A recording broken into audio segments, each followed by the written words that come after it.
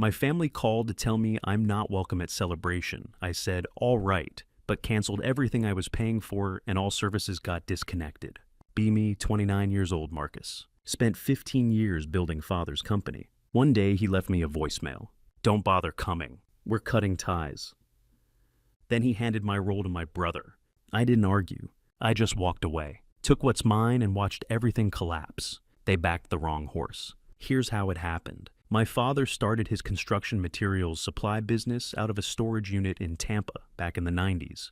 3 decades later, it was doing $3.8 million in revenue out of a 45,000 square foot facilities in Orlando. I'd put in 15 years, first learning inventory during high school summers, then operations after college, finally modernizing the whole back-end system 4 years ago. The business was solid, Florida construction materials for building sites, manufacturing plants and development projects, high-end concrete mixers, specialized steel framework systems, custom fabrication equipment, the kind of gear that keeps the Florida construction boom running. But nobody outside the industry ever thinks about it. Our client list included most of the major players in the state's construction sector. Dad never missed a chance to remind everyone he built it from nothing, despite the $75,000 loan from my grandfather that he never paid back. He conveniently left that part out of his bootstrapping story. In today's money, that's around $180,000 of startup capital he got for free. Not exactly the self-made narrative he pushed. My brother Tyler was a different story, 24 years old and completely different path. While I was counting inventory on 98-degree warehouse days, he was at University of Florida, then wasting time in Europe networking. Mom and Dad paid for everything. Tuition, apartment, care. The convertible Mercedes he wrecked sophomore year was replaced within a week when he finally joined the business 4 years ago. Dad gave him a VP title despite having zero experience. Mom was always his biggest defender. When Tyler totaled that Mercedes, it was her who convinced Dad to replace it immediately. He needs reliable transportation for networking events, she'd insisted. While I was driving a 12-year-old Honda with 195,000 miles that I'd paid for myself, she never pushed for me the way she did for him. Tyler majored in communications, which basically meant he spent 4 years partying, making connections with other rich kids. His resume consisted of 1 summer internship at a marketing firm, where his college roommate's dad was the CEO. Yet somehow Dad thought he was qualified to run sales at a multi-million-dollar construction materials company. I still remember the day Tyler first showed his true colors at work. We'd landed a major construction company contract. I'd spent 7 months setting up the logistics, building a custom inventory system for their specific needs. We're talking 2:30 a.m. nights, weekends sacrificed, my girlfriend at the time breaking up with me because I was married to the job. On the day of the final presentation to their procurement team, Tyler waltzed in 25 minutes late, took over my PowerPoint presentation, then introduced himself as the architect behind this partnership. When the client asked a technical question about implementation timelines, Tyler fumbled completely, so I jumped in with the answer. Later that day, he cornered me in the warehouse. "Don't ever make me look bad in front of clients again," he said, jabbing his finger at my chest.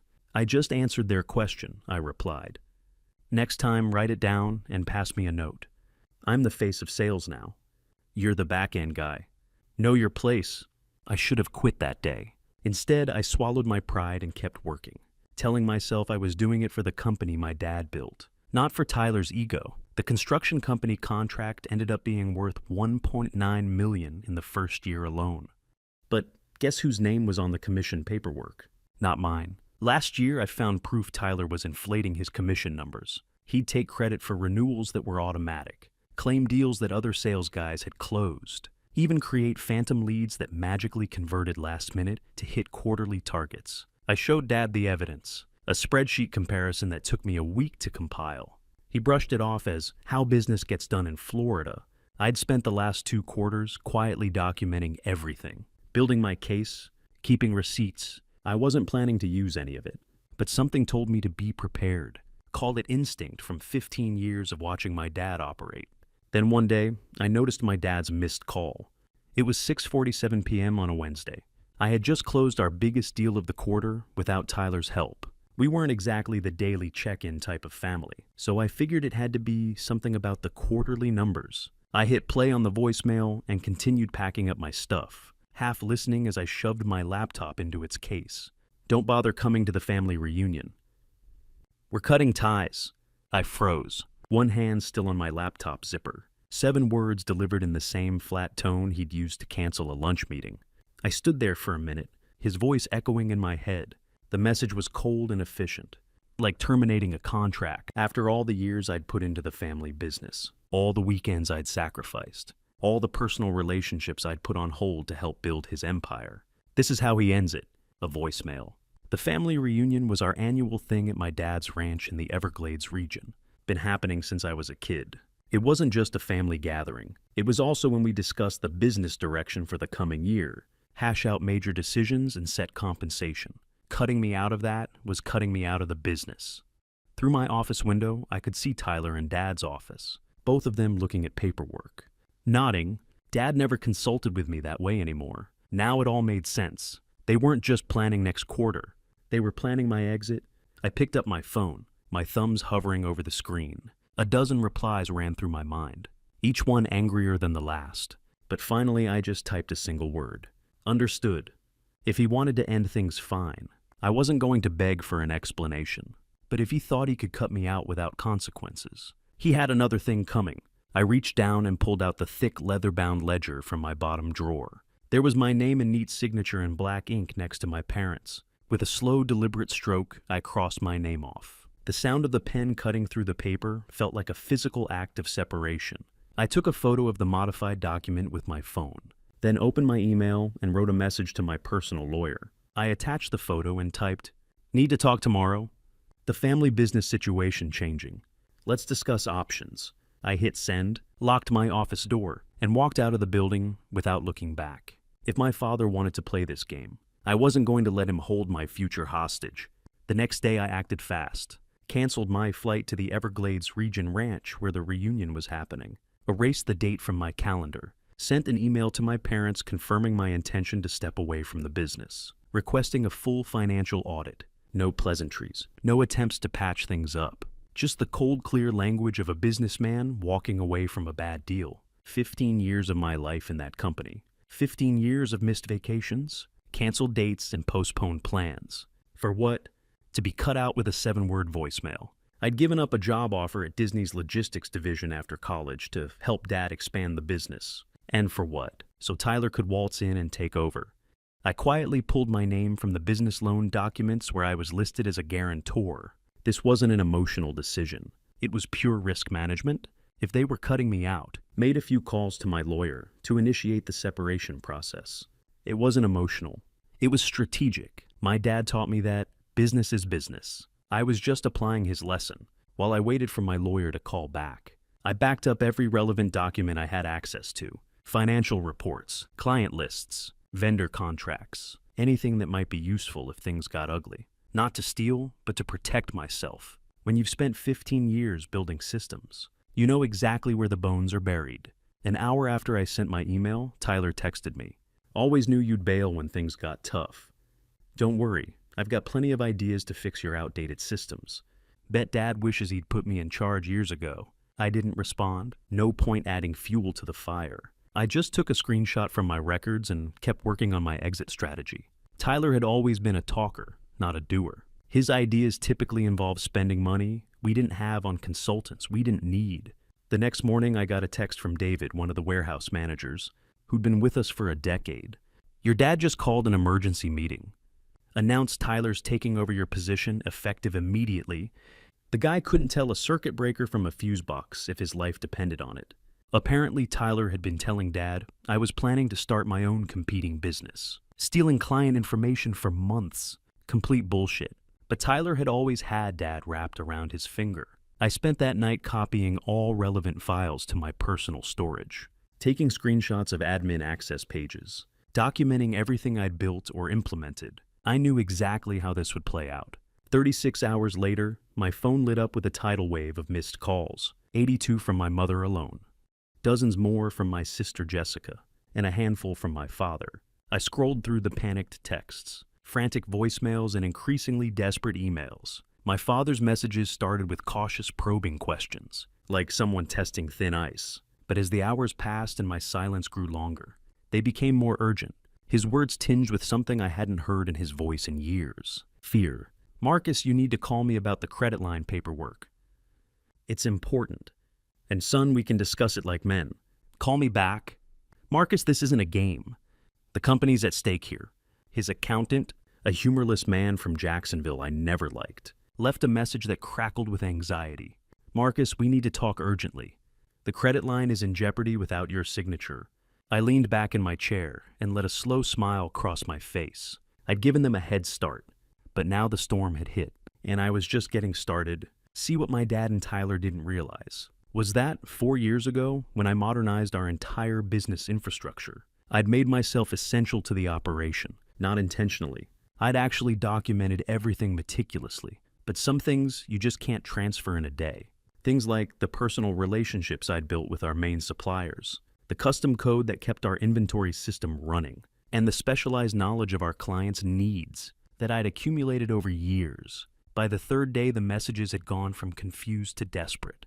My mother's voicemails were breathless, her words tumbling over each other. My sister Jessica tried a softer approach.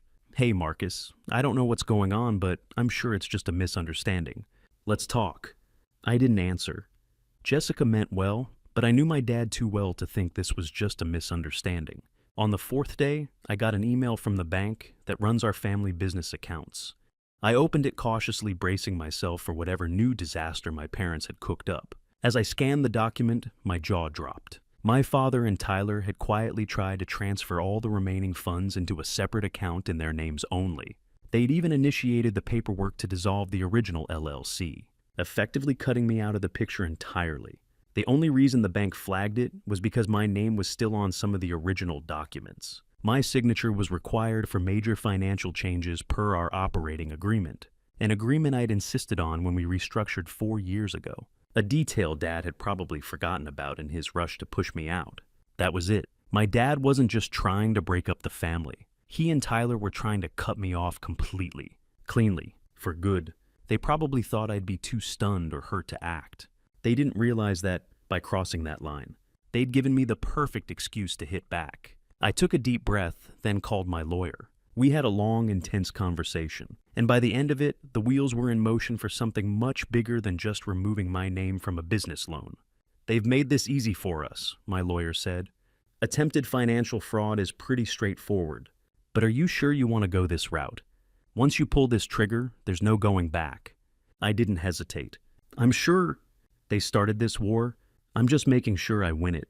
The next morning, I pulled together every scrap of paper I had on the family business. I spent hours compiling a comprehensive dossier, highlighting every shady move, every questionable expense, every suspicious transaction my father and brother had ever made.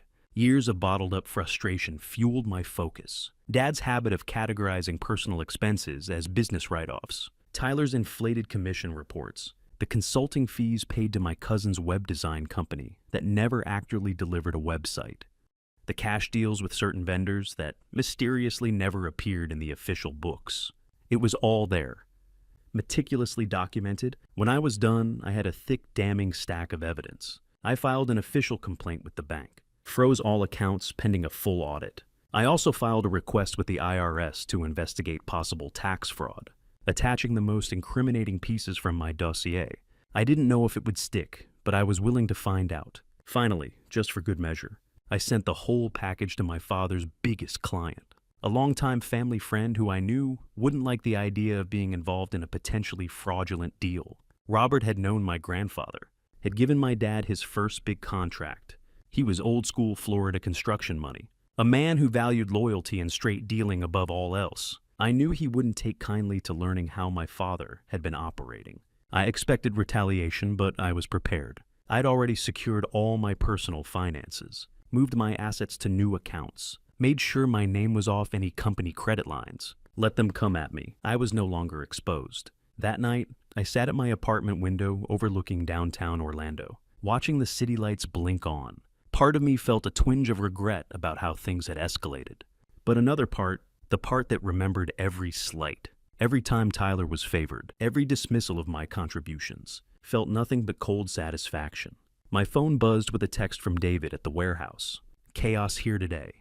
Your brother tried to access the inventory system and somehow managed to crash the server. Your dad's been yelling all day. Hope whatever's going on works out, man. I smiled grimly. They were learning just how much they had relied on me, and it had only been 4 days. That night, my phone buzzed again. Jessica. I hesitated before answering. Marcus, I know you're angry, and I don't blame you, but can we talk just you and me? I paused, weighing my options. Despite everything, I didn't want to drag her into the middle of this mess. She'd always been the reasonable one, trying to keep things functional when Dad's ego flared up. All right, I finally said. Let's meet tomorrow. The next day, I met Jessica at a steakhouse in North Orlando. She was already there, waiting at a corner table, keeping an eye on the door. When she saw me, she straightened up a bit, but her expression remained serious. Jessica had always been the bridge between me and the rest of the family. 3 years younger than me, 5 years older than Tyler. She'd perfected the art of neutrality in family conflicts. Marcus, what's going on? She asked, keeping her voice low. Dad's losing it. Mom's a wreck. They think you're trying to destroy the business.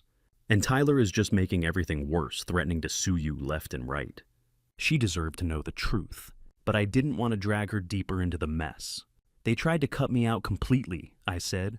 Dad and Tyler have been moving money into a separate account, trying to dissolve the LLC behind my back. I'm just making sure they can't burn me on the way out. Her eyes widened. That can't be right. Dad wouldn't just... No, there must be some mistake. What about Tyler, would he... I asked pointedly. She looked away, unable to deny it. Tyler had always been manipulative, even with her. He'd borrowed money from her college fund once, promising to pay it back but never did. Dad covered it up, of course. I pushed a thin folder across the table. It contained carefully selected pages, just enough to make my point without overwhelming her. Bank transfer requests, questionable invoices, and emails where my father and Tyler had explicitly asked their accountant to speed up the separation process. She flipped through the papers. Jesus Christ, this is a lot of money, Marcus. She paused, her fingers tapping a highlighted statement. 85,000 just gone? Yes, I said, leaning back. And that's just the beginning. They've been siphoning off funds for months, maybe years. I caught a transfer of 165,000 to a private account in their names, marked business development expenses. I leaned closer. Jessica, if I hadn't reacted when I did, I'd be on the hook for all of it. My name is on those loan documents and tax forms. I could have been legally liable. She closed the folder and pressed her palm flat against it. You have to talk to them, she said firmly. There's got to be another explanation. He's not usually this stupid. And Tyler, I asked. She didn't answer. I gave them a chance to explain. You know what Dad did? He left me a 7-word voicemail that broke up the family. Then he put Tyler in my position the very next day. Just please don't destroy everything, she said. Mom's already talking about selling the house. If this blows up, I don't know what they'll do. I'm not the one who started this, Jessica, but I promise you I'm going to finish it.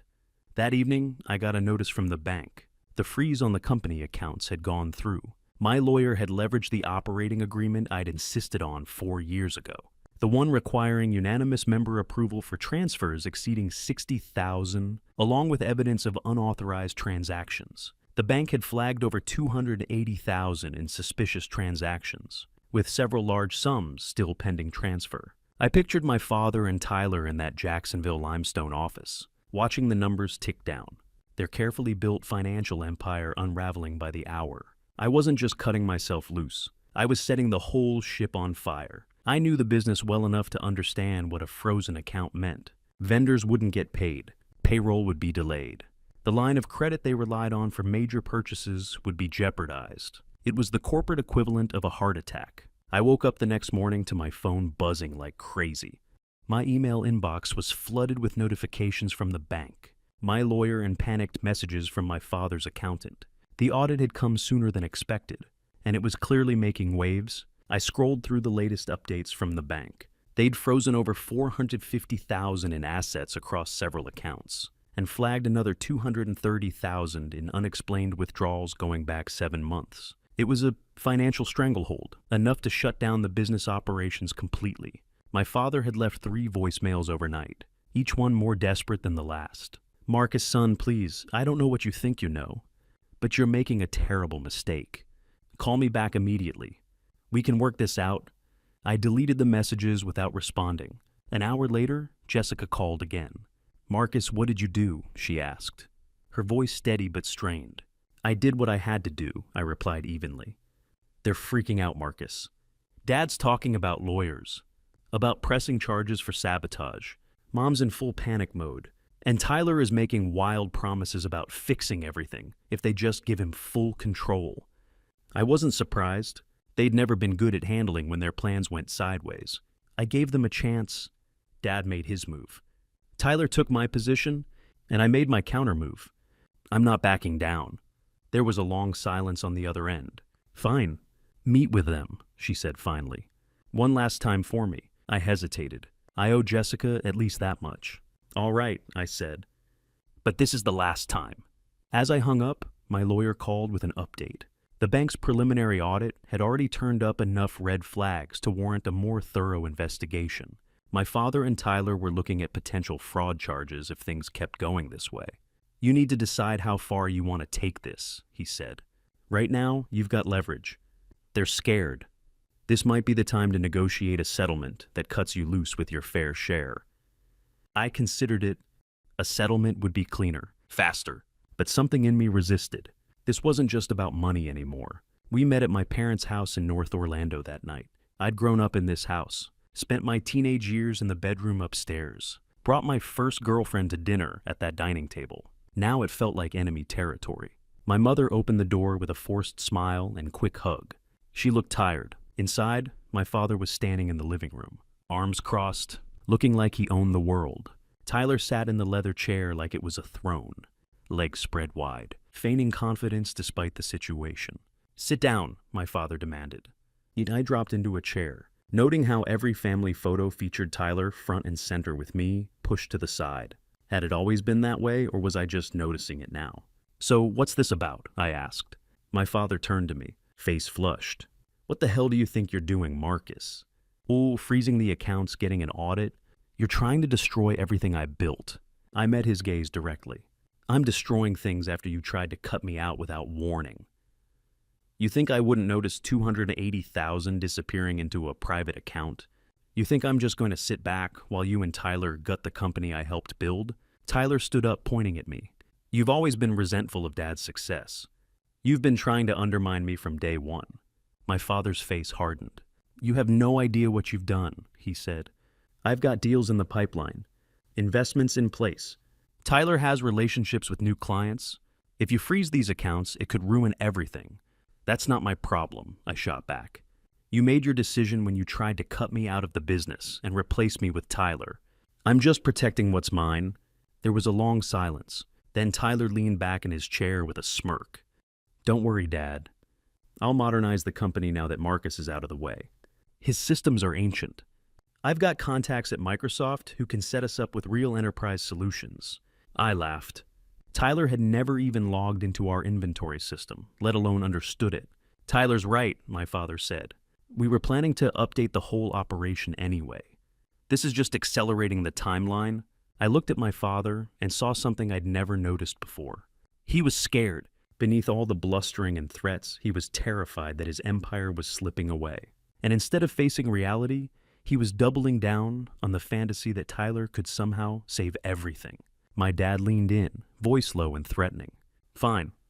You want to play hardball? You want to burn this family down? I'll show you what it really looks like.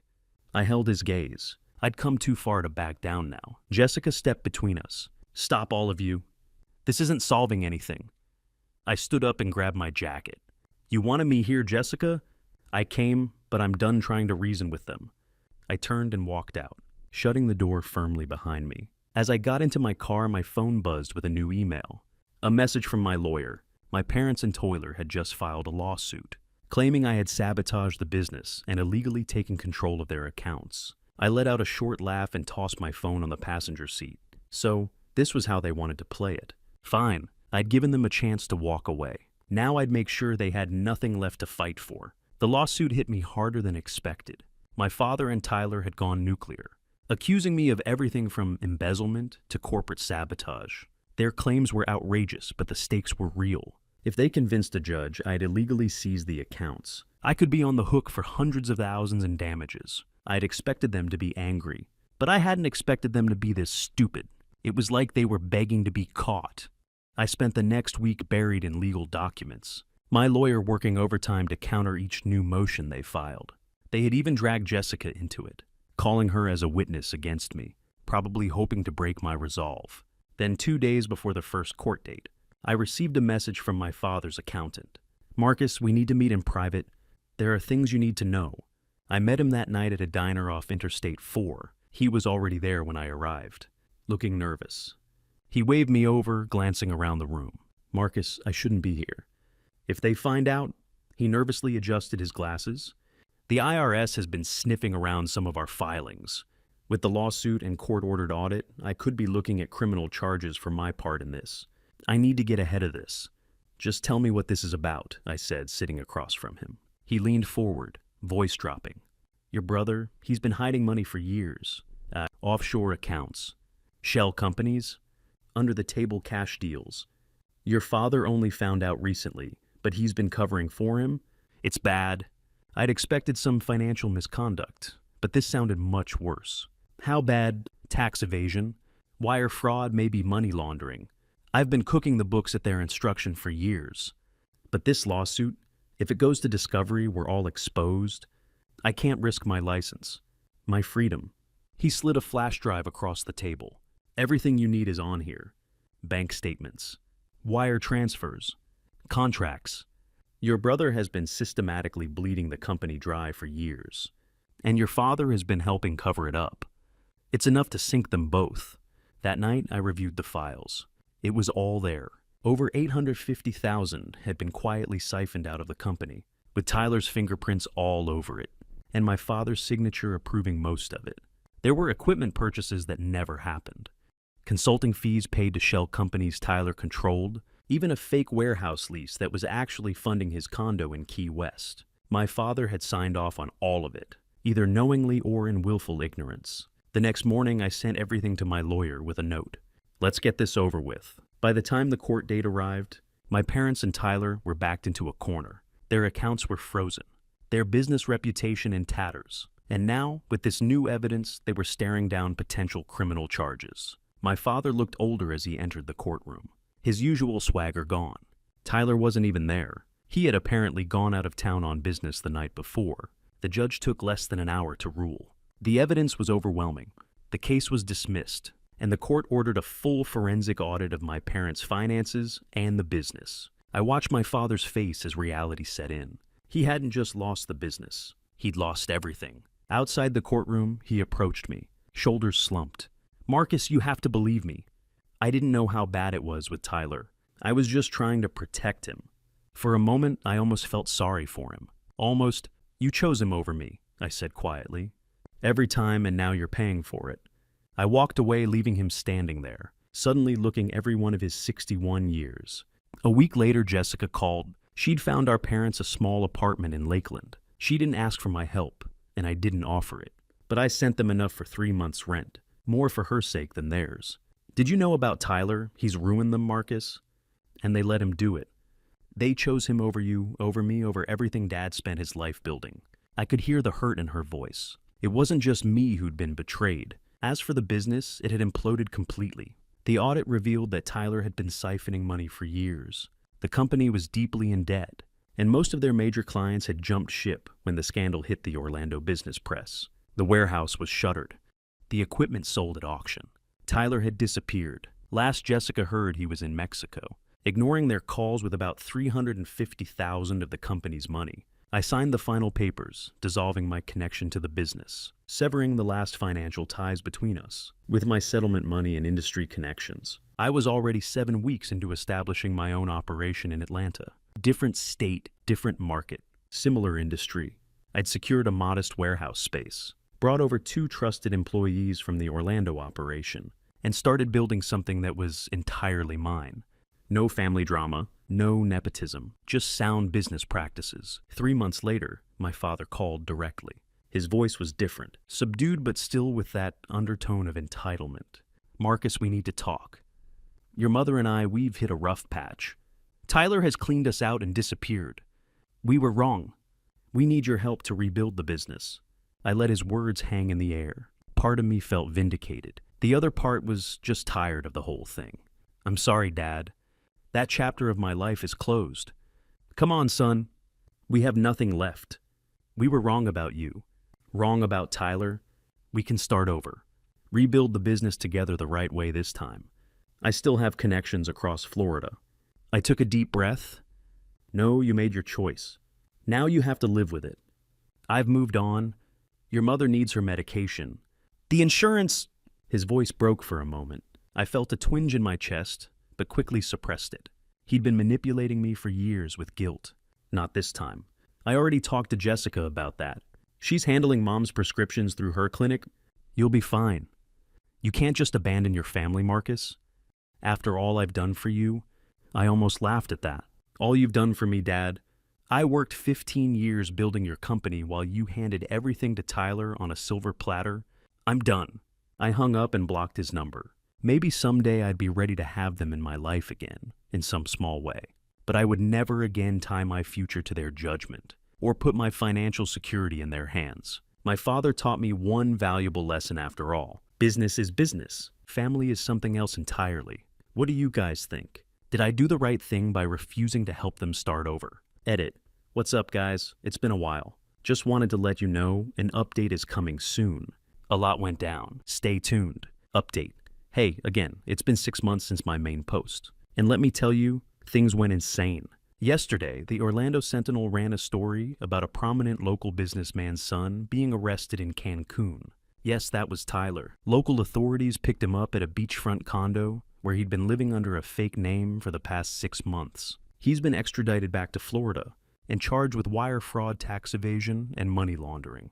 The DA is talking 18 to 22 years if convicted on all counts. The paper made it sound like he'd been caught during a routine investigation, like maybe he got sloppy or someone recognized him, or he pissed off the wrong person down there. He didn't. What the article didn't mention was that his location, evidence of his financial crimes, and a comprehensive paper trail documenting every illegal transaction had been delivered to the FBI IRS Criminal Investigation Division and Florida Department of Banking exactly 32 days before his arrest. By me. When Tyler disappeared to Mexico, I knew the game wasn't over. Half-finished jobs irritate me. Always have. So, while my parents were crying to Jessica about their lost fortune, I quietly hired a private investigator in Mexico City who specializes in finding people who don't want to be found. Took 2 months and cost me $52,000. But he located Tyler living in an $8,500 per month oceanfront condo, driving a new Audi,